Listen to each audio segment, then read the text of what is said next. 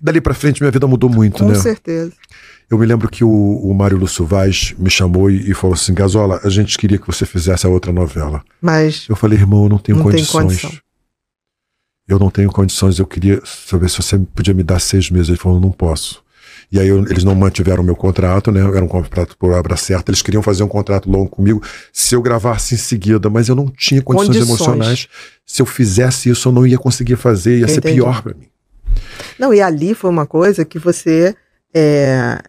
você disse uma coisa uma vez que eu achei lindo, né? Que você, quando viu a Dani morta, você teve certeza que existia outra vida, porque não era aquilo. A Dani. Ali era só o corpo Como é que você dela. constatou isso? Eu achei isso tão lindo. Assim, Isso. no meio daquele caos, você fala, essa não é a minha mulher. Isso, eu me lembro que eu tava, quando eu soube que a Dani tinha morrido, né? Tinha sido assassinada, né? Mas eu não sabia ainda. Eu soube que ela... Eu cheguei na delegacia com a Marilu Bueno, o Duda Ribeiro, por sinal, nenhum dos dois estão mais aqui com a gente. Há pouco tempo, Marilu morreu há pouco tempo. Morreu há pouco tempo. E que a Marilu fazia a mãe dela. Quando a gente tava procurando a Dani, que tinha sumido.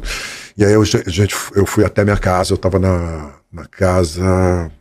Quando eu...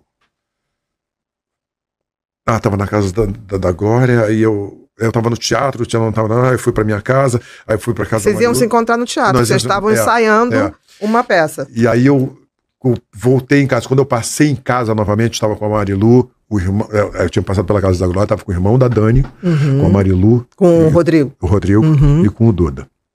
A gente passou, aí o porteiro falou assim, que seu Gazola, o policial da 16ª teve aqui, pediu pra vocês irem até lá. Aí eu falei, pode descobrir onde está a Dani. Foi presa, desacatou a autoridade, alguma coisa. Porra, quem dera, né? Porra, eu falei assim, agora vamos ter que tirar ela de lá, vamos embora. Cheguei lá, eu falei assim, eu sou o marido da Daniela Pérez, o delegado falou assim, o senhor é marido? Eu falei, sou. Chegou pra Marilu e falou, a senhora é a mãe? Eu falei assim, eu sou mãe da novela.